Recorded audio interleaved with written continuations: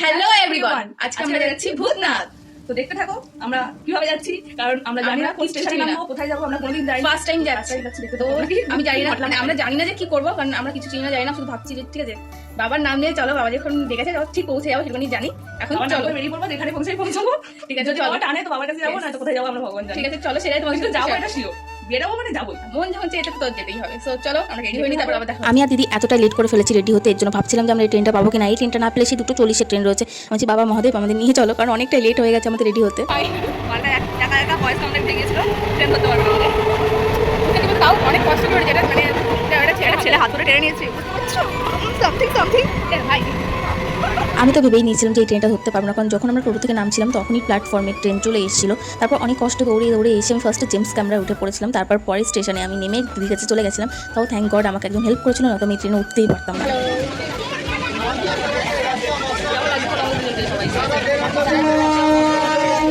অনেক টেনশনের পর পেয়েছি,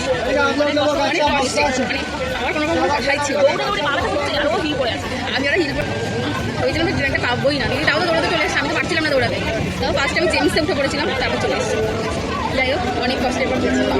আমার দিদি শুধু এরকম করছে, নিজে করে তুমি তোমরা যদি কেউ ক্রাশ খাও অবশ্যই বলতে পারো। হ্যাঁ বলতে ফাইনালি আমার ট্রেনটা ছেড়ে দিয়েছি, মানে আমার বলছি আমার তো ছেড়ে বলা যাবে। আমি কিনেছি, আমি আর আমার দিদির জন্য। না না আমি ও কিনেছি, আমার না, আমার বোনে কিনেছে, আমি কিনি না। না দুজন মিলে শেয়ারে কিনেছি। একদম না, আমার তো টাকা পয়সা নেই, আমি খুব ভিখারি মানুষ। আমার বোন অনেক বড়, যার টাকা দরকার, যার টাকার প্রয়োজন ওকে বলতে পারো, ওই অনায়াসে দিয়ে দেবে তোমাকে টাকা, ঠিক আছে? লাখ লাখ টাকা তোমরা আমাকে দাও। যাই হোক ফাইনালি ট্রেনটা ছেড়ে দিলাম। কতক্ষণ ধরে দাঁড়িয়েছিলাম, না এখানেই মনে হয় আধা ঘন্টা এখানে কেটে গেল। আর আমার দিদির মতো একটা পাগল পাবে না। যে ব্যাগটা দেখে উঠবো, উঠে ভিডিও বানাবো, আমার বোন আমাকে কিস্তি মারছে। কিস্তি মারা মতো না, অবশ্যই কিস্তি মারা মতো। ওই তো ব্যাগে সেখানে ঢুকে গেছে, ব্যাগটা নিয়ে পালিয়ে চলে যাবো। যাও খাতা তো ঢুকতে হবে, খুব কত আমার একটা বন্ধুর কাছে আমি ফোন করে জিজ্ঞাসা করে নিয়েছিলাম যে ভূতনাথ মন্দির যেতে গেলে কোন স্টেশনে নামতে হয়। তো আমাকে বলে দিয়েছিল যে ভূতনাথ মন্দির যেতে গেলে তোকে বাগবাজার নামতে হবে। বাগবাজার থেকে নেমে তোকে 10 থেকে 15 মিনিট হেঁটে যেতে হবে। এটা হলো আমার ফাইনাল লুক, এটা হলো আমার দিদির ফাইনাল লুক। এবার এখান থেকে 10 থেকে 15 মিনিট আমরা হেঁটে যাবো। আমরা লোকেশন বের করে নিয়েছিলাম, কারণ যেহেতু আমরা চিনি না। আর এখানে যেতে গেলে তো প্রচুর ছোটো ছোটো মন্দির পড়ে, এগুলো খুব দেখতে ভালো লাগে। আর পারছি না, তোরা কতটা এলাম, আমি এসছি এখনো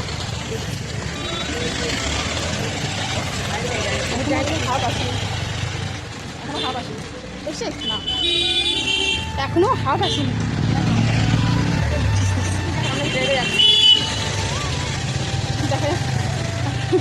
মানে 9 মিনিট মানে 10 মিনিট আমাদের হাঁটা যায়, ঘাম ধরে ধরে পড়ছে, ঘেমে গেছি। হ্যাঁ এখানে আমি লাস্ট এসলাম 2024-এ, অনেকদিন পর এলাম, কিন্তু অনেক কিছু চেঞ্জ দেখতে পাচ্ছি। আর আমি ফার্স্ট টাইম, আর আমাদের ফার্স্ট টাইম এলো, যাক আমি অনেক কিছু চেঞ্জ দেখতে পাচ্ছি। দেখলাম অনেক কিছু নতুন নতুন ছবি হচ্ছে না, যেমন ঘাট দেখলাম, অনেকগুলো ঘাট হচ্ছে নতুন। আমরা হেঁটে হেঁটে যাচ্ছি, আমাদের হাঁটা শেষ হচ্ছে।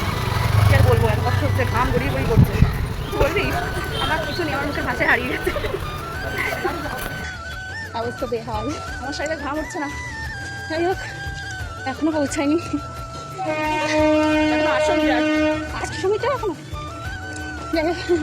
যাই এবার একেবারে গিয়ে মন্দিরে তোমার সাথে দেখা হবে, আর ভিডিও নয় এর মাঝখানে, কারণ তোমাদের কার কি দেখো চাইলে পেটে করে যেতে পারতাম, বাট যাবো না, একটু পূর্ণ করি বলে অনেক পাপ কাজ করেছি। একটু পূর্ণ করে তো বাবার কাছে যাই।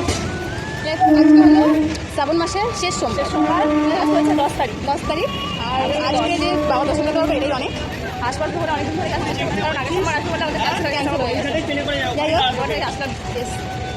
তো 10 থেকে 15 মিনিট হাঁটার পরে অবশেষে ভূতনাথ মন্দিরের কাছাকাছি চলে এলাম। দেখো কত লোক, এখানে কত ভক্ত এসেছে বাবার মাথায় জল ঢালার জন্য। এখানে সমস্ত দোকানপাট সমস্ত কিছু বসে রয়েছে। এখন আমরা মন্দির কাছে যাবো। আর একটুখানি 2 মিনিট মতো লাগবে। আজকে যেহেতু শ্রাবণ মাসের শেষ সোমবারের জন্য অনেক লোক, প্রচুর ভিড় হয়েছে। এখন সবসময় থাকে, আজকে অনেক অবশেষে যে বাবার কাছে পৌঁছাতে পারবো এটাই ভাবতে পারিনি, কারণ অনেক দিন ধরেই আশা করেছিলাম যে বাবার কাছে আসবো, কোনো না কোনোভাবে প্ল্যানটা ক্যান্সেল হয়ে যাচ্ছিলো। যাই হোক অনেক দিনের আশা পূর্ণ হবে, তাও যে শ্রাবণ মাসের শেষ সোমবারে আসতে পারবো সেটা কোনোদিনও ভাবতে পারিনি। আর এখানে দেখো প্রচুর ভক্ত, আর এখানে দেখো বাস দিয়ে ব্যারিকেড করে দিয়েছে, লাইন ধরে এবার যেতে হবে।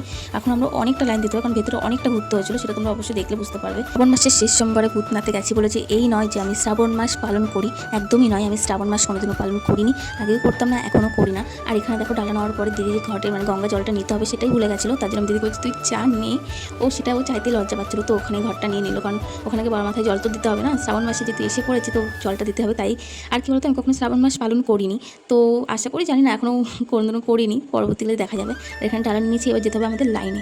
ভাই সব যা লাইন, আর যা গরম লাগছিলো, আমরা যেহেতু ছাতা নিয়ে জানি প্রচণ্ড কষ্ট হচ্ছিলো। আর দেখো মন্দিরের উপরে কত পায়রা দাঁড়িয়ে আছে, দেখছো কি সুন্দর লাগছে দেখতে। আর দেখো প্রচুর ভক্ত এখানে প্রচুর। জানো তো আমার তারকেশ্বর যাওয়ার খুব ইচ্ছা, তোমরা কারা কারা যাও অবশ্যই আমাকে কমেন্ট করে জানিও। আর এবছর কারা কারা গেছো সেটাও তোমরা জানিও, আমি এখনও পর্যন্ত একবারও যাইনি, আমার দিদি একবার গেছিলো, তো আমি আশা করি দেখা যাক যে বাবা আমাকে কবে ডাকেন তার কাছে। আর এখানে আমরা দাঁড়িয়ে আছি, প্রচণ্ড গরম লাগছিলো, কারণ সূর্যি মামা একদম পুরো মাথার উপরে ছিল। আর এখানে আমরা শাড়িটা গুটিয়ে নিয়েছিলাম, কারণ ভেতরে প্রচণ্ড ভিড়, কারণ এত ভিড়ের মাঝখানে যদি আঁচলটা ছাড়া থাকে তো সেখানে আঁচলের টান করতে পারে। আর এখানে দেখো বাবার কাছে যাচ্ছিলাম, এখানে এখনও প্রচুর লাইন, কারণ সব তো বাইরের লাইন হলো, এখন আর কি ভেতরে অনেকটা লাইন দিতে হবে। আর জানো তো মহাদেবকে যদিও আজকে দেখতে পাইনি, কারণ হয়তো অনেক ভক্ত ছিল, তার জন্য হয়তো মহাদেবকে দেখা যায় না শ্রাবণ মাসে, সেটা আমি বলতে পারবো না। তোমরা যারা এর আগে এসছো তাকে দেখতে পেয়েছো সেটাও অবশ্যই জানিও, আর কোন সময় আসলে দেখতে পাবো সেটাও জানিও, কারণ আমি তো সেটা জানি না। আর চেষ্টা করবো সেই সময় একবার, এরপরে আরেকবার আসার। আর এখানে দেখো ভেতরে কতটা লাইন, আর ভেতরেও অনেকটা লাইন দিচ্ছিলো। আর এই দেখো পুরো ঘুরে অনেকগুলো লাইন দিয়েছিলাম আমরা, মানে অনেকটা কষ্ট হচ্ছিলো, কারণ যেহেতু মাথার উপর পুরো রোদ চড়াও হচ্ছিলো, আর যেহেতু আমরা ছাতা নিয়ে যাইনি তার জন্য অনেকটা কষ্ট হচ্ছিলো, সেটা বলে বোঝানোর মতো নয়। আর প্রচণ্ড অনেক খুশিও ছিলাম যে বাবার দর্শন একদিন ধরে করবো করেও আশা তো হচ্ছিলোই না, তো ফাইনালি এইভাবে বাবা শ্রাবণ মাসে এসেছে।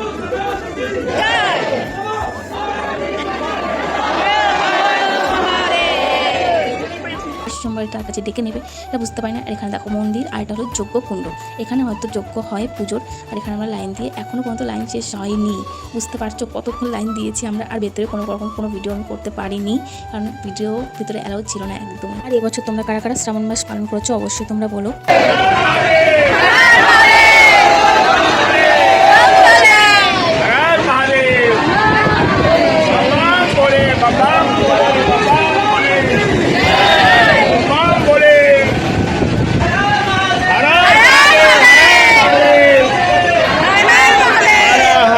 ভিতরে তো কোনো ভিডিও করতে পারিনি, মন্দির থেকে বার হয়ে দেখছি এই মূর্তিটা রয়েছে, খুব সুন্দর ঠাকুরের মন্দির। আমি পুরো ভিজে গেছি, আমার হাত পুরো গা, আমাকে সব খুশি দিয়েছে, দেখো অবস্থা প্রচণ্ড ভিড়, ওখানে কোনোভাবে ভিডিও করা সম্ভব না, কোনোদিন মানে পসিবলই না। আমরা তো মাথায় ডিরেক্ট জল ঢালতে পারছি না, মানে একটা পাত্র রাখা আছে সেটার মাধ্যমে হয়তো মাথায় গিয়ে জলটা পড়ছে, বাট অন্যদিন চেষ্টা করবো আসার যেখানে মাদের দর্শন করতে পারবো, কিন্তু একটু ফাঁকা থাকে, কারণ এই শ্রাবণ মাসে মাদের দর্শন পাওয়া যাবে না।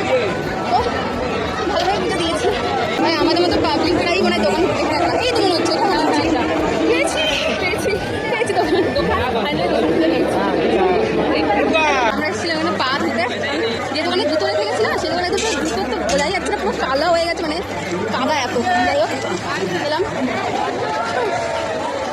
সবাই স্নান করছে, আমার থেকে মনে হচ্ছে আমি নিজেই স্নান করছি, উপায় নেই আমার, বাট এখানে খুব কম মেয়ে স্নান করছে। ওখানে জল দেখলেই আমার মনে হচ্ছে এখন গরমের সময় জল দেখলেই আমার জল হচ্ছে, এখন এত সুন্দর জল করছে। আর ওই দেখো গঙ্গার ওপাশে একটা মন্দির রয়েছে, ওটা কি মন্দির জানি না, বুঝতেই পারছি, তোমরা যদি কেউ দেখতে পাও মন্দিরটা এখন ভীষণই সুন্দর। দেখ এবার এখানে আমরা বড় ঠাকুর মূর্তি আছে চারদিকে, যাই হোক এবার আমরা যাবো অন্য ঘাটে গিয়ে, আমরা এবার এখানে বাড়ি চলে যাবো, বসে চলে যাবো। যেহেতু রোদের মধ্যে দাঁড়িয়ে অনেকক্ষণ লাইন দিয়েছি, এর জন্য প্রচণ্ড পেয়ে গেছিলো জল টেস্টের জন্য। আমাদের পুজো দিয়ে বেরিয়ে সঙ্গে আগে দোকান থেকে একটা জলের বোতল কিনে নিয়েছিলাম।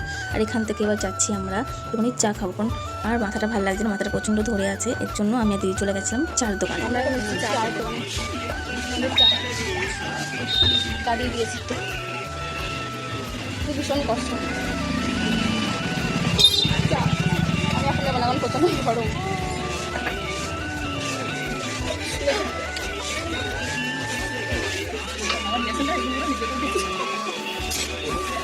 চলে টাটা খাই, তারপরে আমাদের ট্রেন যেহেতু রয়েছে 4টে, 40 যেহেতু আমার ট্রেন রয়েছে, এর জন্য আমরা ততক্ষণ কী করবো, এখন সবে 2:21 বাজে, তো এখন অনেকটা টাইম।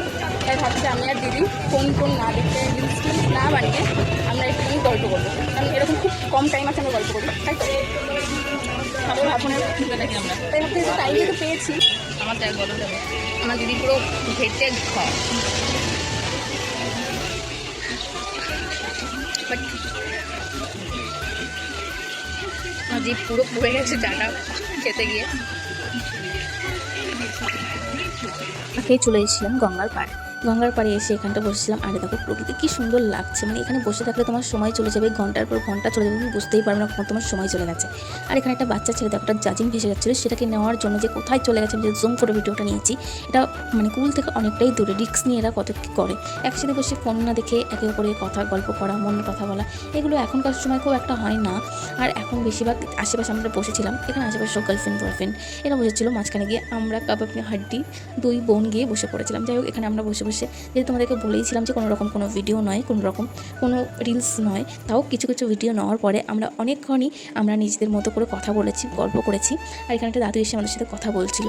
আর দেখো আমরা এখানে কী বলবো, খুব অনেকটাই ভালো সময় কাটিয়েছি বলতে গেলে চলে। আমরা বেশ অনেকক্ষণ ধরে অনেক রকম কথা বলেছি, যেগুলো অনেক কথা হয়তো জমেছিল, তো সে কখনো হয়তো ফোন দেখার চক্করে বলো বা ফোনে রিলস বানানো বলো, এসবের ফলে আমাদের বলে হয়ে ওঠে না। এর জন্য সেই কথাগুলো আজ হয়তো কথা বলতে মধ্যে আমাদের কত রকম কথা হয়ে গেল, বেশ ভালো লাগছিলো। আমি দিদিকে একটা প্রশ্ন করেছি, এই প্রশ্নটা তোমাদের কাছেও আমার রইলো, গঙ্গার জল যখন কমে যায় তখন জলটা যায় কোথায়, আবার যখন গঙ্গার জলটা বাড়ে তখন আসে কোথা থেকে, এই প্রশ্নটা আমার করাতে আমার দিদি বলছে, ভাই এই প্রশ্ন তো আমি দিতে পারবো না, এই প্রশ্ন যদি তোমাদের কাছে আছে, আমি জানি অনেকের কাছে এই প্রশ্ন উত্তরটা আছে। আরেকটা প্রশ্ন, লোহা ছেড়ে দিলে জলে ডুবে চলে যায়, বাট যখন জাহাজগুলো চলে তখন কী করে ভেসে থাকে, আই ডোন্ট নো, এই প্রশ্নগুলো তোমার কাছে রইলো, অ্যান্সারটা প্লিজ তোমরা জানলে আমাকে দিয়ে যেও। আর এখানে তো আমাদের তো গল্প কোনোভাবেই শেষ হচ্ছে না, আমরা প্রচুর গল্প করেছি। ওই যে একটা বারের জন্য ফোনটা সাইডে রেখে যে গল্প শুরু করেছি, বিশ্বাস করো গল্প যদি একবার তোমরা কারোর সাথে শুরু করো সেটা শেষ হওয়ার নয়। সেটা তুমি বলো দিদি বলো, বোন বলো, বেস্ট ফ্রেন্ড বলো বা ফ্রেন্ড বলো, বাট যাদের সাথে তুমি একবার গল্প শুরু করবে তো তুমি গল্প শেষ হবে না, এক টপিক থেকে আরেকটা। এরকম আমরা গল্প করতে আসি, আমাদের যে কখন এরকম 1.5 থেকে 2 ঘন্টা কেটে গেল আমরা সেটা বুঝতেই পারি না, দিদি বুঝতে পারছি না, আমি বুঝতে পেরেছি। হ্যাঁ, মাঝে লাইফে এরকম একটু দরকার, ফোনটাকে সাইডে রেখে নিজেদের সাথে একান্ত সময় কাটানো, তোমরা অবশ্যই চেষ্টা করো। আরে দেখো দিদিকে আমি ঘোরা থেকে দিদিকে আমি ফেলেই দিচ্ছিলাম, না আমি ফেলছিলাম না, দিদি নিজেই পড়ে যাচ্ছিলো, কারণ দিদি তাল সামলাতে পারিনি। সো আমাদের এবার টাইম হয়ে গেছে, তার জন্য আমাদের এবার স্টেশনের দিকে যেতে হবে। চলো যাই, না তো এবার এই ট্রেনটা মিস হয়ে গেলে একদম তো শেষ, আজকাল বাড়ি যেতে আমাদের হবে না, তো চলো স্টেশন যাই। এবার তো আমরা স্টেশনে চলে এসেছি, এবার যাবো আমরা বাড়িতে। আর ট্রেনটা আজকে কী খেলাচ্ছে আমাদের, মানে সেই 4:27 ট্রেন ছিল, এখন 4:40 বাজে। ট্রেন লেটের পর লেট, শুধু লেটের পর লেট। এখন দেখা যাক, এখন দেখাচ্ছে এখানে 5:01 ঢুকবে, এখন দেখা যাক, কোনো ঠিক ঠিকানা হচ্ছে না, দেখা যাক কখন আসে। খিদিরপুর আছে এখন খিদিরপুর, তার মানে আসলে ট্রেনে উঠে আবার কোনো কিছু দেখা হচ্ছে। চল, দীর্ঘ প্রতীক্ষার পর আমাদের ট্রেন চলে এসেছে। মরা আধমরা দেখো, আমার কপালে আছে, ওর কপালে একদম উঠে চলে গেছে। আজকে এত লেট, সেই 4:27 ট্রেন, এখন বাজে হলো 5:14, এখন ট্রেন ঢুকছে। মানে আজকে কী ভিড় হবে সে ধারণার বাইরে, প্রচুর লোক। স্টেশনে যা ভিড়, ট্রেনে কিন্তু তার বলারই কোনো কথা নেই। দেখো এবার আমরা উঠবো ট্রেনে, ফাইনালি বাস ট্রেনটা চলে এসে ভালো বাড়ি যেতে পারবে। প্রচণ্ড খিদে পেয়েছে, প্রচণ্ড। ও মাই গড ভাই, ট্রেনে পুরো ভিড়, ভাই লেডিস, চল লেডিস একটু ফাঁকা আছে, চলো উঠি।